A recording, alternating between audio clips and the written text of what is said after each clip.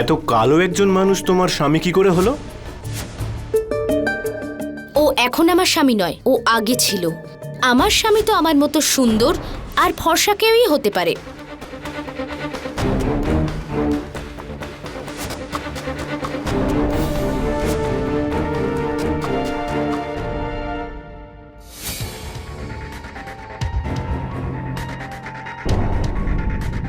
আমার কাজ তো হয়ে গেছে, এবার তুমি এখানকার কাজটা শেষ করে চলে এসো। আমি গাড়িতে তোমার জন্য অপেক্ষা করছি। তুমি চিন্তা করো না, আমি একে এমনভাবে মাটিতে পুঁতবো যাতে ওর ছায়াও কোনোদিন এই পৃথিবীতে না এসে পড়ে।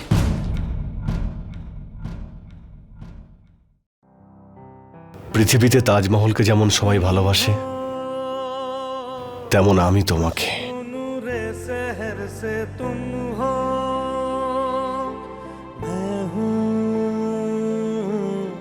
जुस्तजू शबे पहर की दिल की पनाहों में मेरी निगाहों में बस तुम। আমি খুব ভাগ্যবান যে ভগবান তোমাকে আমার স্ত্রী করে পাঠিয়েছেন। में बस तुम हो, जाना नहीं मुझे छोड़ के, तुमको ही मांगा है हर मोड़ पे, तेरे बिना सुना सारा जहां, तू है कहाँ ओ रे खुदा, ओ रे खुदा।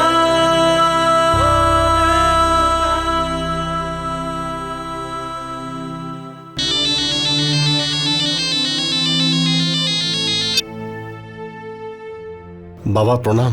আরে কালো ভূত, এবার তাজমহলটাকেও কি কালো করে দিবি নাকি? যদি হানিমুন শেষ হয়ে থাকে তাহলে লখনউ এসে আমাদের একটু দর্শন দাও। তাড়াতাড়ি এসো।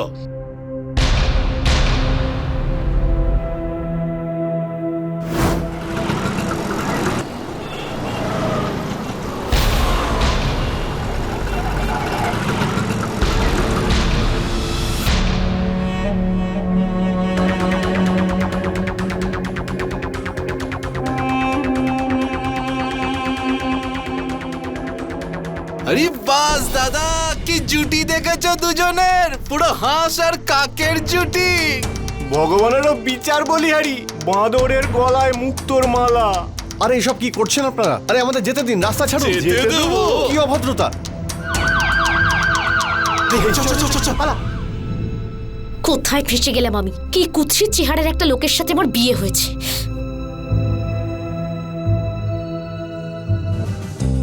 আরে আসুন আসুন আসুন, এই ওষুধ আমার থেকে নিয়ে যান। এটা ছেলেদের শক্তি বাড়ানোর ওষুধ, এর দাম মাত্র 510 টাকা। আসুন আসুন আসুন, নিয়ে যান। গায়ের রং কালো থাকলে সাদা ধবধবে হয়ে যাবে। এই ওষুধের গুণ দারুণ। আসুন আসুন, নিয়ে যান নিয়ে যান। এই ওষুধ খেলে পেটের যে কোনো রোগ ভালো হয়ে যাবে। কালো রং আপনার ফর্সা হয়ে যাবে। 7 দিনের মধ্যে ফল পাবেন। যদি ফল না পান তো পয়সা ফেরত। আরে চিকনি চামেলির মতো একদম সাদা ধবধবে হয়ে যাবেন।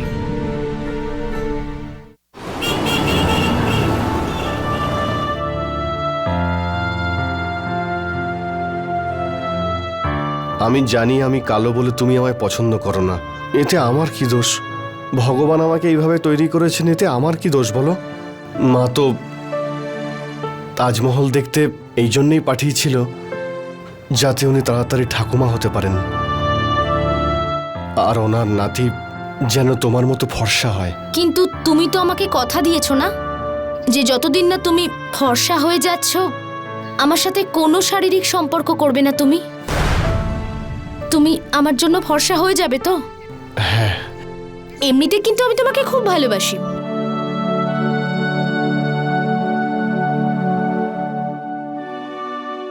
এসব কি করছো?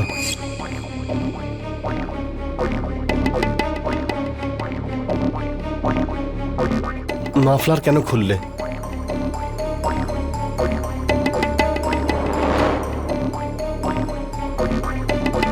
আরে হাত কেন বাঁধছো? তুমি শুধু দেখতে থাকো, এরপর কত কি হয়।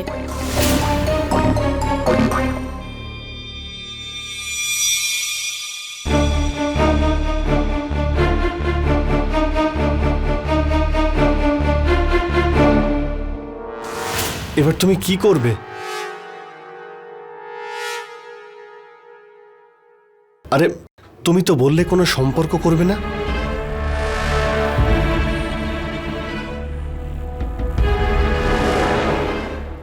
এটা কি সেটা? ভয় পেও না, এই মেশিনটা গতবারের থেকে বেশি ভালো। এসো। সেটা সরাও এক এটাকে। মিনিট। সেটা আমার মুখ জ্বালা করছে। আমি বললাম তো, সেটা, 1 মিনিট। সরাও। মুখ জ্বালা। সেটা সেটা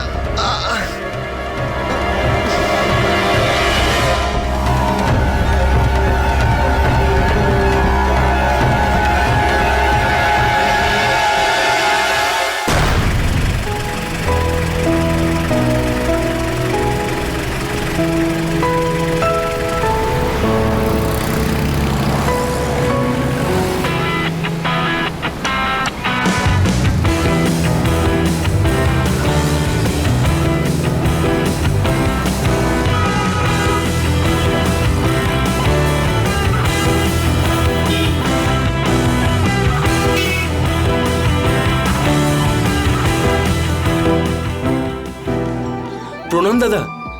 দাও দাও। প্রণাম বৌদি, এসো রাস্তা ক্রস করি।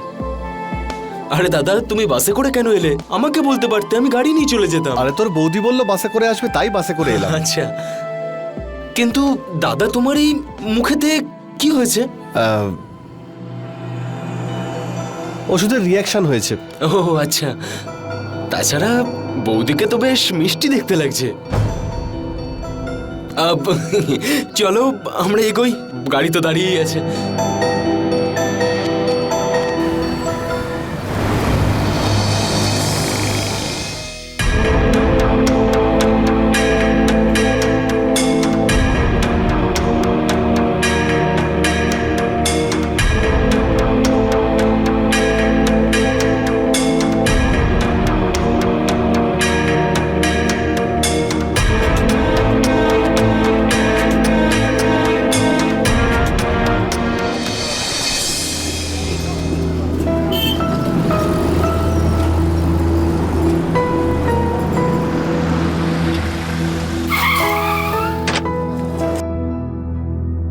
দুটো কাটিং চা বানাও যেন মন খুশি হয়ে যায়।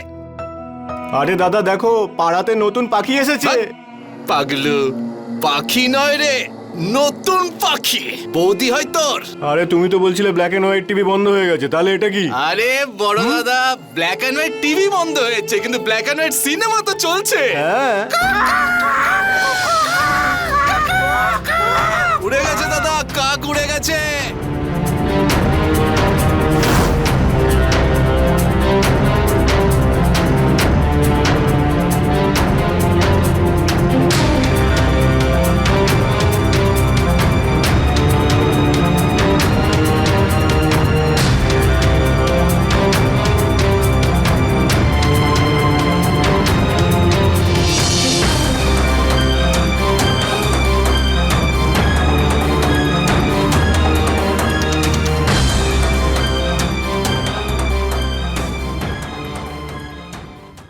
সুখী থাকো।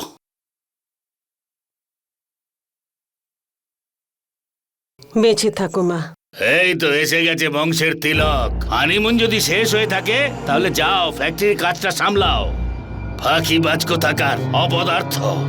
তুমি আস্তে আস্তে শুরু করে দিলে। আরে ওরা তো এক্ষুনি এলো, একটু বিশ্রাম করতে দাও। বাবা, তোর মুখে কি হয়েছে? ওই মা, আসলে ওই ওষুধের রিয়াকশনের জন্য।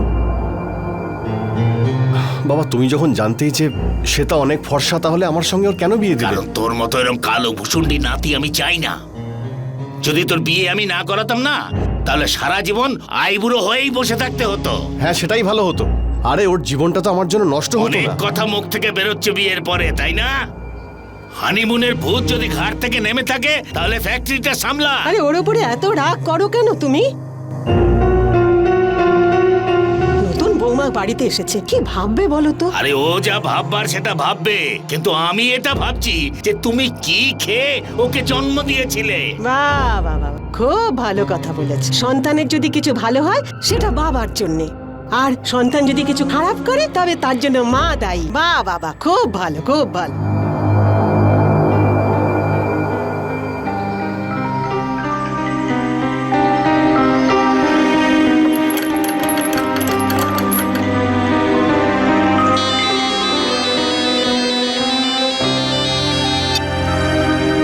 হ্যাঁ শ্বেতা, শোনো, আজ তুমি একটু তাড়াতাড়ি বাড়ি ফিরো, একটু দরকার আছে।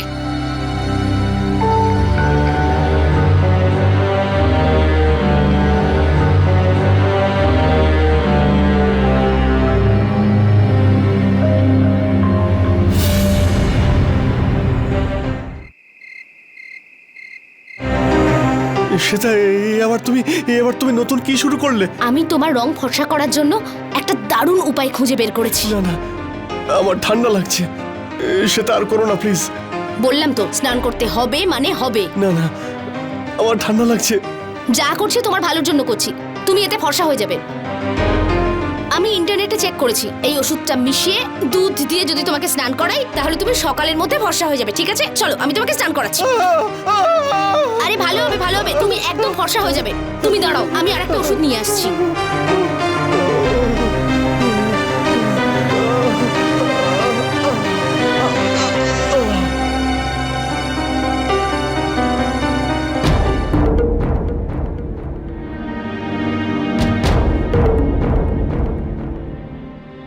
ওনার নিউমোনিয়া হয়েছে আর ইঞ্জেকশন আমি দিয়ে দিয়েছি।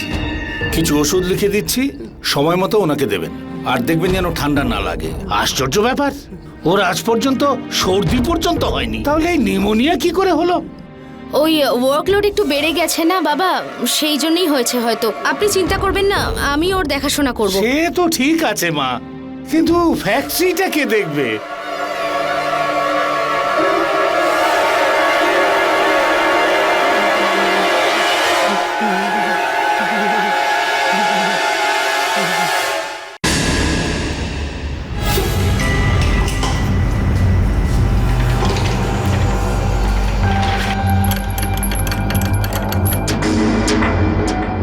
ঠিক আছে, আপনি আপনি বরফগুলো নিয়ে যান, আমি এখনই আসছি, আপনি এগোন।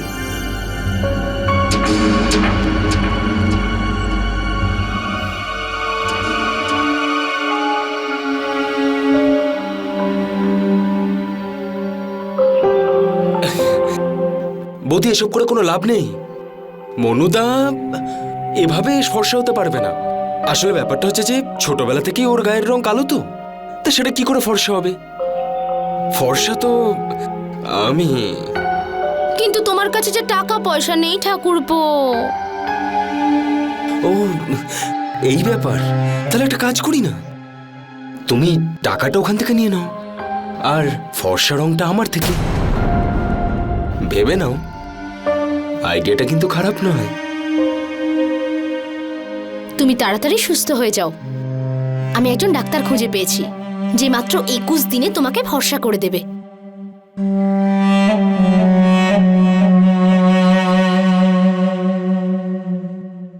মানুষের গায়ের রং যাই হোক না কেন, কিন্তু আমাদের দেশে সাধারণত এরকম দেখা যায় যে আমরা ফর্সা বা ফর্সা মানুষদের পছন্দ করি। যদি কারুর মুখে কালো তিল থাকে, আমরা সেটাকে বিউটি স্পট বা সৌন্দর্যের চিহ্ন বলে মনে করি। আবার অন্যদিকে যদি কারুর গায়ের রং কালো হয়, তাহলে সেটা তার দুর্ভাগ্য হয়ে ওঠে। এটা সত্যি আমাদের এই সমাজের একটা অত্যন্ত বড় বিড়ম্বনা। নমস্কার, আমি গিরিশ জৈন। ক্রাইম অ্যালার্টের আজকের এপিসোডের এই গল্পে মনোজের সঙ্গে এরকমই কিছু হচ্ছিল। ওর গায়ের রং ওর কাছে অভিশাপ হয়ে উঠেছিল। ওর স্ত্রী শ্বেতা যে কোনো কিছু করে নিজের স্বামীকে ফর্সা করতে চাইছিল। গরিব ঘরে জন্ম নেওয়া শ্বেতার মনে হচ্ছিল যে টাকার জোরে ও নিজের স্বামীর গায়ের রং পাল্টে ফেলতে পারবে, কিন্তু এরকমটা হলো না। ও বিভিন্ন রকম ভাবে নিজের স্বামীকে ফর্সা করার চেষ্টা করতে করতে এটা ভুলে যাচ্ছিল যে মনোজ একজন মানুষ, কোনো মেশিন নয়। তারও কষ্ট হয়। শ্বেতার এই চিন্তা কখন পাগলামিতে বদলে গেল সেটাও নিজেও বুঝতে পারেনি। আর এই পাগলামি ওকে একটা অপরাধের রাস্তায় নিয়ে যাচ্ছিল। আর তারপর এমন কিছু হলো যার কথা আপনারা কল্পনাও করতে পারবেন না।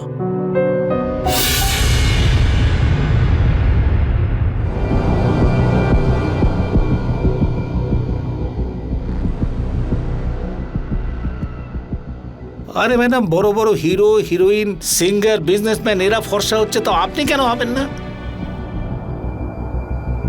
কিন্তু কিভাবে? সেটা আমার উপর ছেড়ে দিন। এই জামানায় শুধু টাকা দরকার। বাকি সব কিছু হয়ে যাবে ম্যাডাম। কত টাকা লাগবে ডাক্তার? মাত্র 15 লাখ টাকা।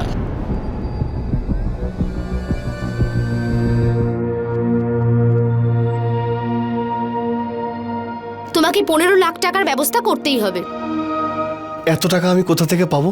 তুমি তো জানো যে সমস্ত টাকা বাবা নিজের কাছে রাখে। 15 লাখ তো দূরের কথা, উনি 15 টাকাও দেবেন না। ওই সব কিছু আমি জানি না। আর হ্যাঁ, এসব আমি নিজের জন্য করছি নাকি?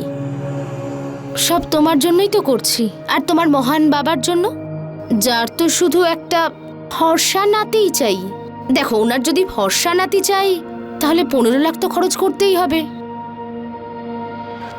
আমি বাবাকে খুব ভালো করে চিনি, উনি টাকা দেবে না সেটা। যদি উনি না দেন তাহলে তুমি সিন্ধুক থেকে চুরি করবে। ওখানে তো অনেক টাকা আছে, তাই না? আর তাছাড়াও ওই টাকাগুলো তো তোমারও। চুরি করব নিজের বাড়ি থেকে? তোমার মাথা ঠিক আছে তো? আমার মাথা একদম ঠিক আছে। তুমি শুধু নিজের মাথাটা খাটিয়ে একটু ভাবো।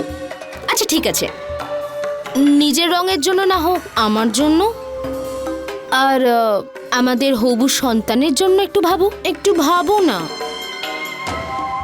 আমি আর পারছি না। লোকে তোমায় কত কথা শোনায় আর আমার খুব খারাপ লাগে। এতে শুধু আর শুধুমাত্র তোমারই লাভ, এতে আমার কোনো লাভ নেই।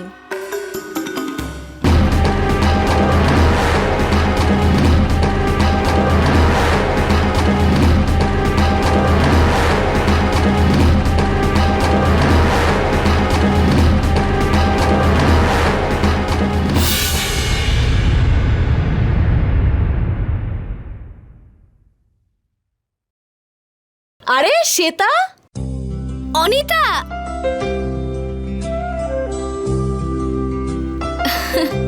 কলেজের পর আজকে কি রে, তোর বরের সাথে আলাপ করাবি না? কি হয়েছে? এই যে আমার স্বামী। নমস্কার জামাইবাবু। শোন, তোর হয়েছেটা কি বলতো? তুই তো খুব বলতিস যে তুই স্মার্ট আর কোনো বড় লোকের ছেলেকে বিয়ে করবি। তাহলে হ্যাঁ রে, এই কেমন ছেলেকে বিয়ে করলি তুই? আরে ওরা পুরনো বনেদি বড় লোক, আর বাকি রইল ফর্সা আর হ্যান্ডসাম হওয়ার ব্যাপারটা। তাহলে টাকা দিয়ে তো এখন সবই করা যায়, তাই না বল? মনোজকে তো আমি ফর্সা করে দেব। রাখি বলছিল যে মনোজ নাকি খুব অসুস্থ হয়ে পড়েছিল। এবার অন্তত পাগলামোটা ছাড় শ্বেতা। দেখ, বিয়ের পর স্বামী স্ত্রীর মধ্যে ভালোবাসাটাই সবকিছু। আর তাছাড়াও স্বামী ফর্সা হোক বা না হোক, হ্যান্ডসাম হোক বা না হোক, বা রিচ হোক বা না হোক, শুধু নিজের স্ত্রীকে যেন কেয়ার করে, তাকে যেন রেসপেক্ট করে, আর যেন নিজের বউকে ভালোবাসে। বুঝেছিস? বাই। হ্যাঁ, বাই। দেখলে তো, তোমার জন্য আমার বন্ধুরা পর্যন্ত আমাকে কথা শোনাতে ছাড়লো না। এবার তো রাজি হয়ে যাও। আমি কোনো অন্যায় কথা বলছি না। চুরি করাটা কোনো বড় পাপ নয়। তোমাকে এটা করতেই হবে, ব্যাস।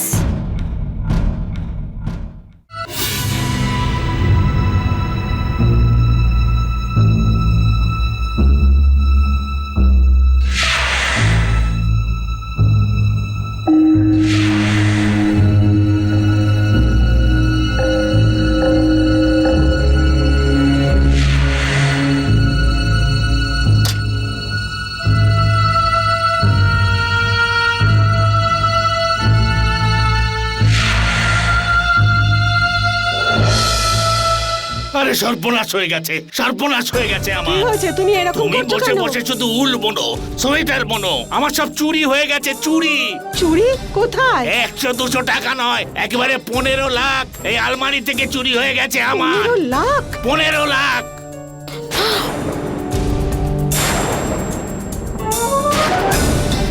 দেখো, আমি কাউকে ছাড়বো না, কাউকে ছাড়বো না।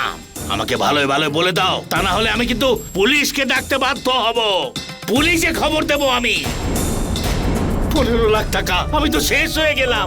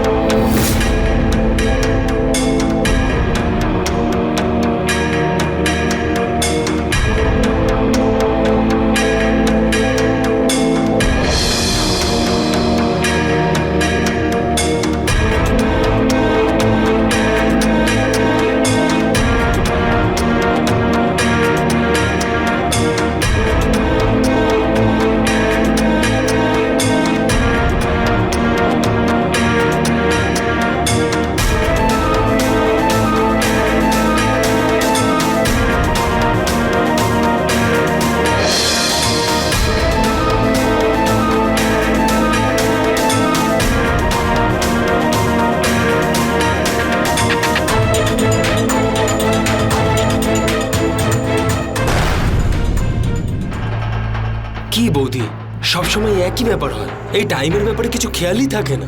আমার আদরের ঠাকুরপো, আর কোনো উপায় নেই, সবাই উঠে পড়ার আগে আপনাকে চলে যেতে হবে। আর কিছুক্ষণ থাকতে পারি না? কি এই তো এলাম সবে। কি? ঠিক আছে, আমি তাহলে এবার আসি। ওকে, দেখা হবে আবার। Good night, by.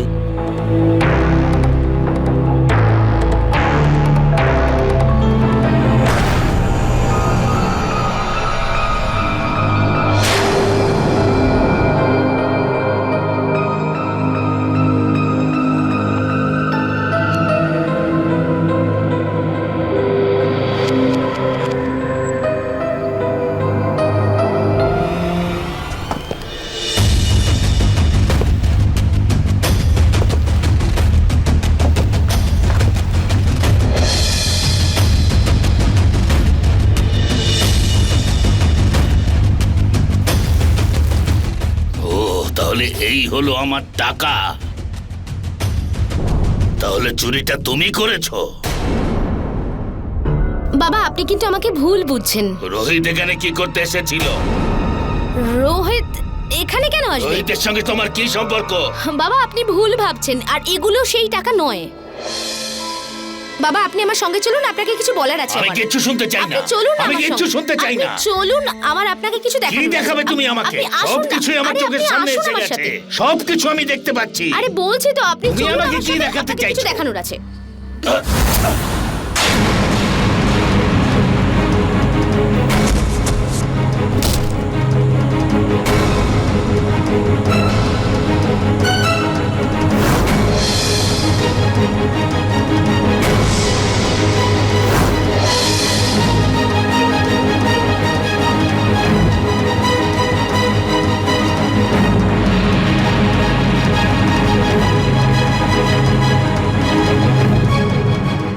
কি বাবা, আপনি আপনার 15 লাখ টাকা পেয়ে গেছেন তো? আউ!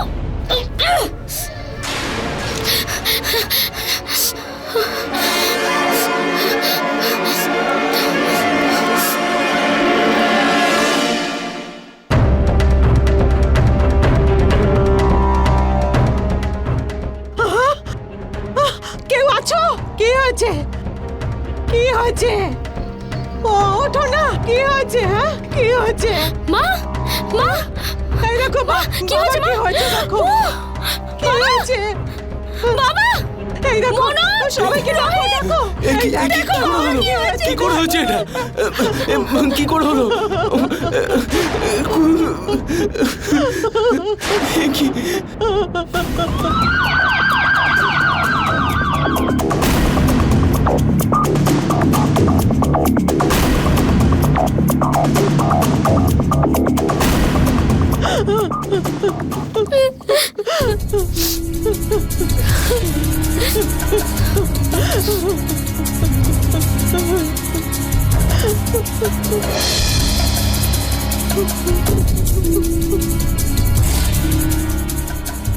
স্যার, এই কেসটা তো আত্মহত্যার মনে হচ্ছে। না স্যার, এই কেসটা আত্মহত্যা নয় স্যার, এনাকে হত্যা করা হয়েছে। কেস যাই হোক, হত্যারই হোক আর আত্মহত্যারই হোক, ইনভেস্টিগেশনে যেন কোনো খামতি না থাকে। না স্যার, কোনো খামতি থাকবে না। লাশ পোস্টমর্টমের জন্য পাঠিয়ে দাও।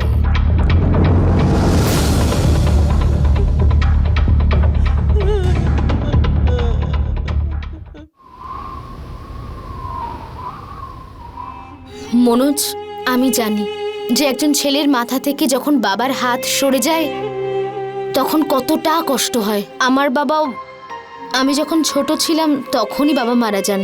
সেই জন্যই আমি ছোটবেলা থেকে এত অভাব, এত যন্ত্রণা সহ্য করেছি। আমার জন্যই আমার বাবা পৃথিবী ছেড়ে চলে গেছে। যদি না টাকা চুরি করতাম, বাবা বেঁচে থাকতো। আমরাই ওনাকে মেরেছি। ওনার মৃত্যুর জন্য আমরাই দায়ী। আমরা নয়, তুমি একা দায়ী, শুধু তুমি। তুমি দেখো না, তোমার যদি গায়ের রং এরকম না হতো তাহলে আমাকে সব করতেই হতো না, তাই না? আচ্ছা চলো, দেরি হচ্ছে তো আমাদের, ডাক্তারবাবুর কাছেও তো যেতে হবে, তাই না? চলো।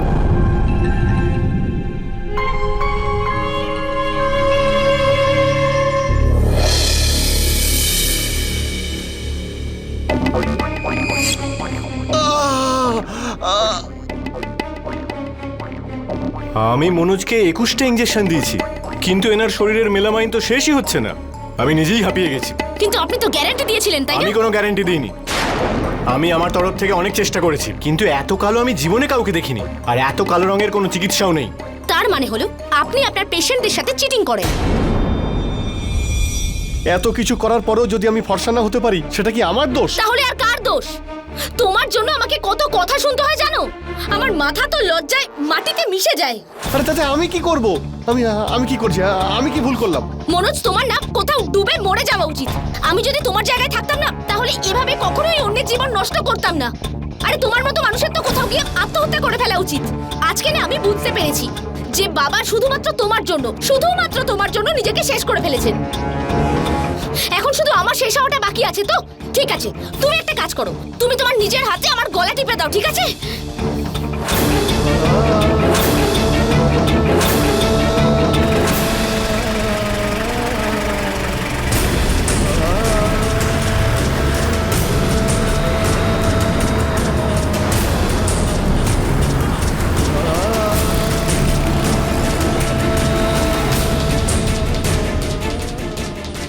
বৌদি,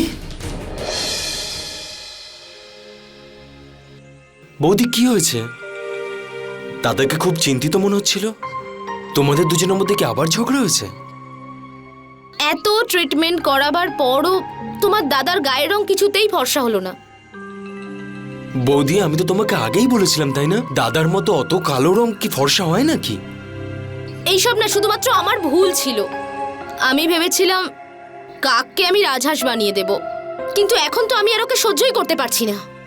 বৌদি, আমি কোথায় বলছি যে তুমি এসব সহ্য করো? আরে আমি আছি তো। দাদা কালো তো কি হয়েছে? আমি তো ফর্সা।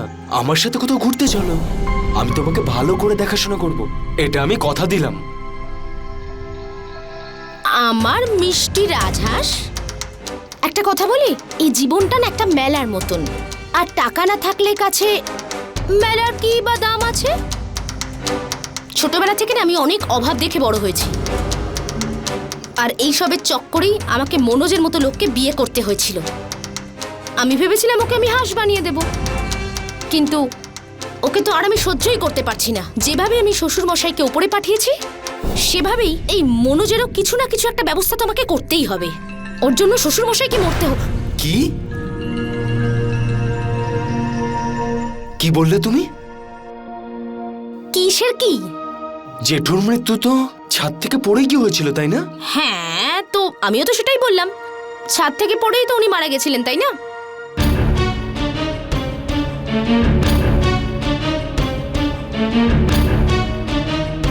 ব্যাস একবার মনোজ প্রপার্টির কাগজে নিজের সাইনটা করে ফেলুক, তারপর সব ঠিক হয়ে যাবে।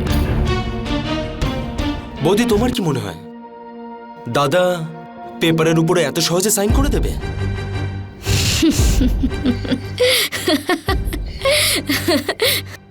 আরে আমার রাজ্জা, তুমি এখনো তোমার বৌদিকে ঠিক মতো চেনোই না। মনোজের যেটা দরকার সেটা আমি ওকে দেব, আর তার বিনিময়ে যেটা আমার চাই আমি ওর থেকে ছিনিয়ে নেব। আর যদি দাদা পেপারসের উপরে সাইন না করে, তাহলে?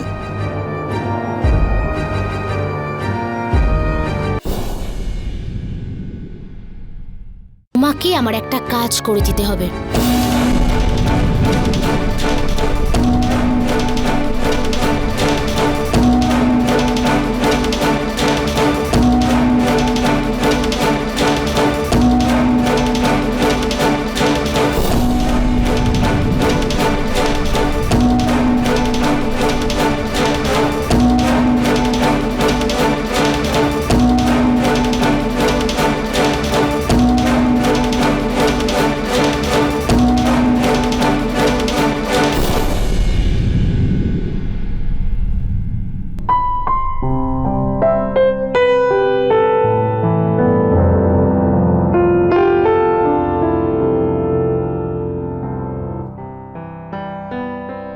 टूटा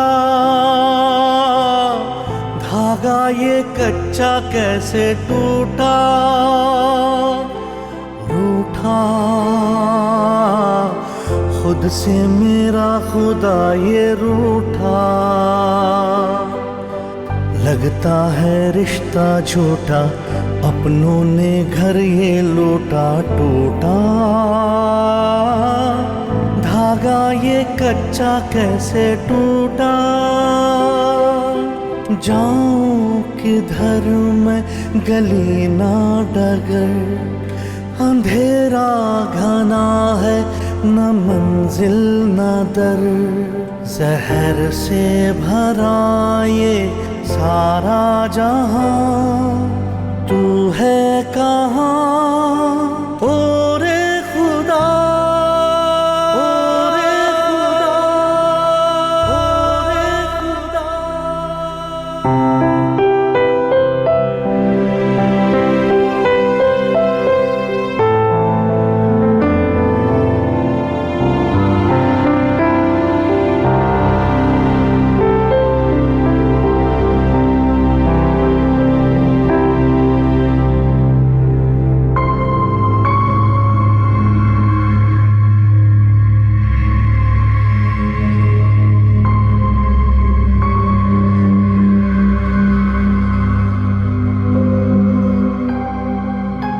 কি ব্যাপার, তোমাকে এত চিন্তিত লাগছে কেন? না না, ব্যাস এমনি আর কি।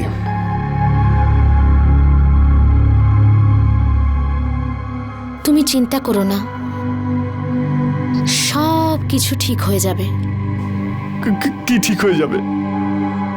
বাবা তো চলে গেছেন, আর তুমিও আমাকে নিয়ে সুখী নও। আমিও বুঝতে পারি না কি করলে তুমি খুশি হবে। কে বলল তোমাকে এরকম কথা? তুমি যেমন সেরকম রঙেই তো আমি তোমাকে আমার স্বামী বলে স্বীকার করেছি।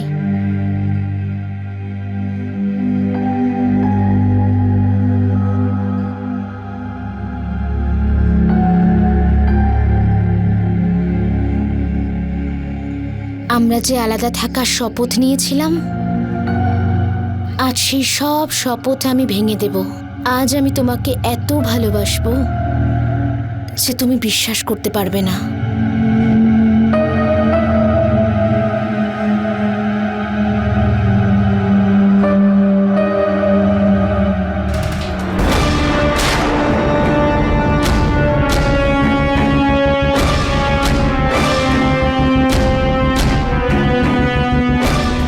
এটা কি?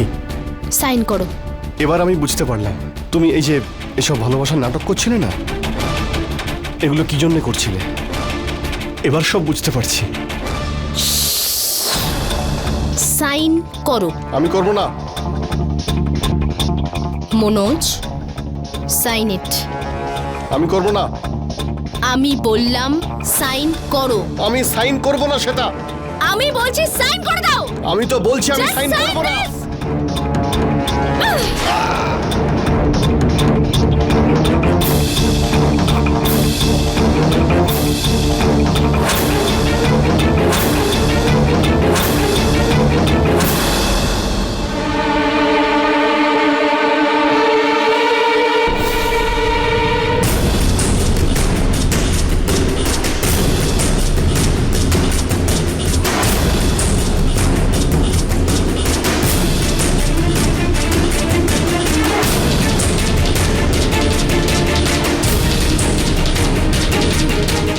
বৌমা, বৌমা,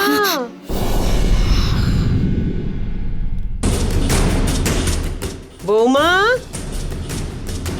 হ্যাঁ মা, ওই আওয়াজ কোথা থেকে এলো? ওই হাত থেকে ফুলদানিটা নিচে পড়ে ভেঙে গেছে। তোমার লাগেনি তো? না না না, একদমই না। আচ্ছা, আমি মন্দিরে যাচ্ছি, মনোজকে বলে দিও আসতে একটু দেরি হবে। হ্যাঁ মা, আমি বলে দেব। ঠিক আছে।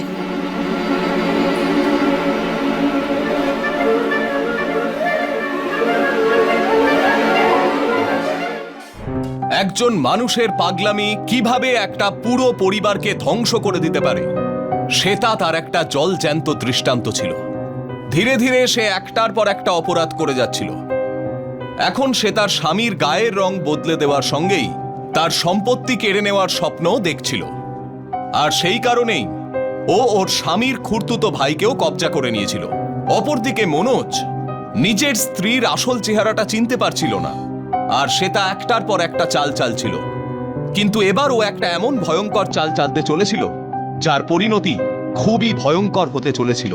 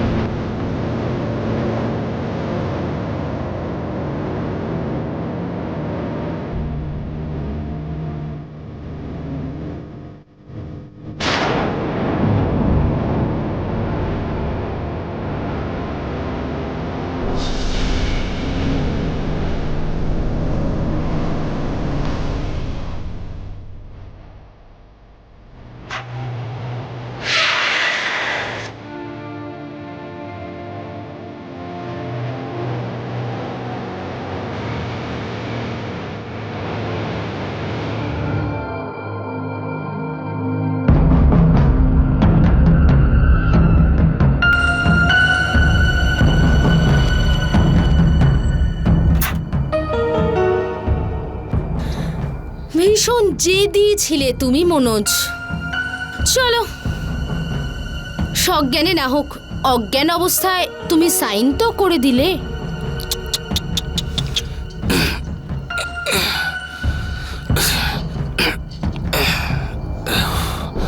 আমার কাজ তো হয়ে গেছে। এবার তুমি এই কাজটা শেষ করে চলে এসো, আমি গাড়িতে তোমার জন্য অপেক্ষা করছি। তুমি চিন্তা করো না, আমি একে এমন ভাবে মাটিতে পুঁতবো যাতে ওর ছায়াও কোনোদিন এই পৃথিবীতে না এসে পড়ে।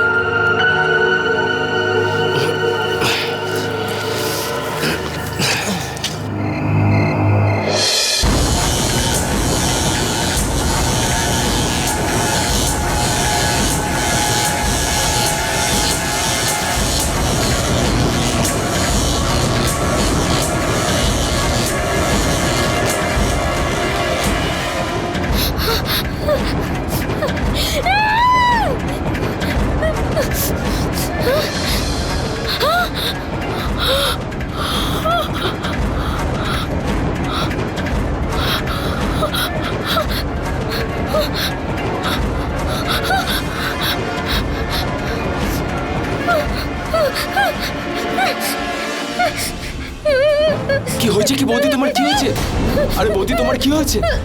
দেখো, আমি এক্ষুনি এখানে মনোজকে দেখেছি, এখানে একদম এখানে দাঁড়িয়েছিল ওইদিকে। দেখো আমার মুখটার কি অবস্থা, দেখো। আরে শান্ত হও তুমি। কি করে দিয়েছে দেখো। আরে মনোজদা কি করে এখানে থাকতে পারে? আমরা নিজেরা গিয়ে ওকে পুঁতে দিয়ে এসেছি। তোমার নিশ্চয়ই কোনো ভুল হচ্ছে। না না না না, আমার কোনো ভুল হচ্ছে না, আমি সত্যি কথা বলছি। আমি মনোজকে এক্ষুনি এখানে দেখেছিলাম। আমি বলছি আমার না খুব বড় একটা অন্যায় হয়ে গেছে। আমি বুঝতে পেরেছি আমি কি অন্যায় করেছি। আমার এরকম করা উচিত হয়নি। আমাদের মনোজের ডেড বডিটাকে পুড়িয়ে দিতে হবে। যতক্ষণ না সেটা করবো মনোজের আত্মা এইভাবেই আমাকে ভয় দেখাবে। না, আরে কি হয়েছে কি? আমরা একটা কাজ করবো। আমরা এক্ষুনি ওখানে যাবো আর ওখান থেকে ওর লাশটা বের করে আমরা পুড়িয়ে দেবো। হ্যাঁ, তারপর আমার মুখটা ঠিক হয়ে যাবে, আমি ঠিক হয়ে যাবো। আরে কি চেল্লামিল্লি করছো তুমি? আরে চুপ করো, শান্ত হও তুমি, শান্ত হও।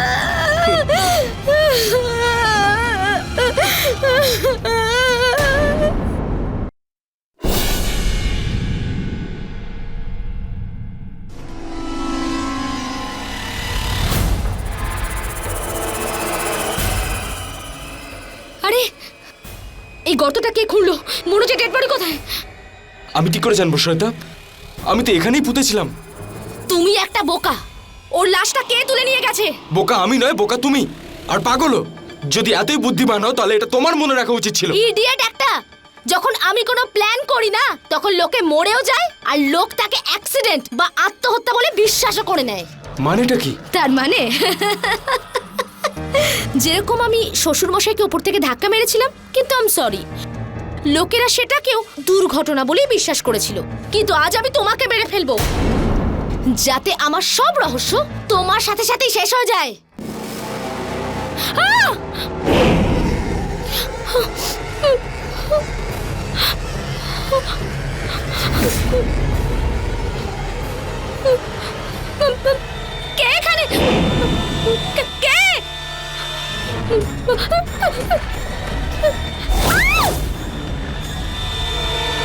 ওই আমার জেঠুকে মেরেছে ইন্সপেক্টর স্যার, অ্যারেস্ট করে নিন ওকে।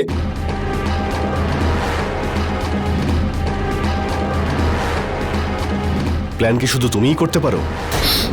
আমি তোমার রং রূপের উপর পাগল তো নিশ্চয়ই হয়েছিলাম, কিন্তু তোমার মতো লোভী আর বেইমান একদমই নই, যে নিজের পরিবারকেই ঠকায়।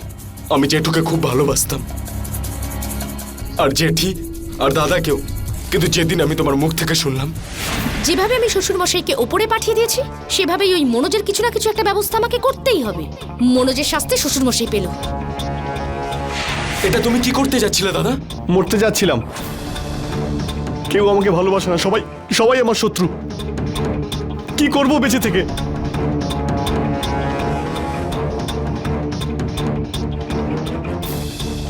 দাদা, আই এম সরি। এই বৌমা আমার স্বামীকে মেরে ফেলেছে, আমাদের ভালোবাসার ঋণ এইভাবে শোধ করলো। দেখে নিও মা, কি করে এই মহিলার মুখ থেকে আমি সমস্ত সত্যি পুলিশের সামনে স্বীকার করাবো যে কিভাবে ও বাবাকে খুন করেছে।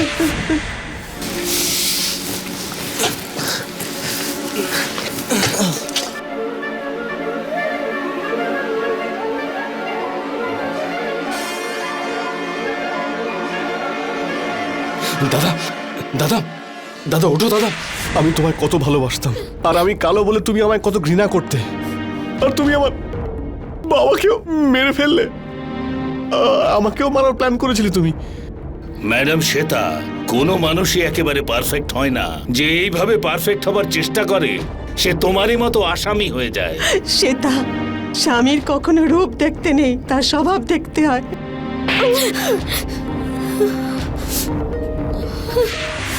বিভিন্ন দেশে আর বিভিন্ন সভ্যতায় সৌন্দর্যের মাপকাঠি আলাদা। আসল সৌন্দর্য থাকে যে দেখছে তার চোখে। যা একজনের চোখে সুন্দর, হতেই পারে যে সেটা অন্য কারুর চোখে সুন্দর মনে হচ্ছে না। কিন্তু আমরা নিজেদের পছন্দ অপছন্দের বিচারে এটা কেন ভুলে যাই যে জীবনটা একসঙ্গে কাটানোর জন্য চেহারার সৌন্দর্যের থেকেও জরুরি হলো চরিত্রের সৌন্দর্য। একে অপরের প্রতি ভালোবাসা আর একের অপরের প্রতি সম্মান থাকাটাই যে কোনো সম্পর্কের সৌন্দর্যের প্রতীক।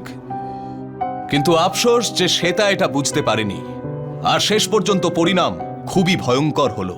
বন্ধুরা, আমাদের ভারতবর্ষের প্রতিটি রাজ্যে বিভিন্ন রকমের চেহারার মানুষ আছেন, আর এই বৈচিত্র্যই হলো আমাদের দেশের সৌন্দর্য। তাই আপনি যেই হন, যেখানেই থাকুন, যে কোনো রকম চেহারার হন, আপনি নিজেকে নিয়ে অহংকার করবেন না, বরং নিজের কাছের লোকেদের সম্মান করুন আর খুশি থাকুন, আর সবসময় আনন্দ ছড়িয়ে দিন। এর সঙ্গেই আমি গিরিশ জৈন ক্রাইম অ্যালার্টের এই এপিসোডে আপনাদের থেকে বিদায় নিচ্ছি।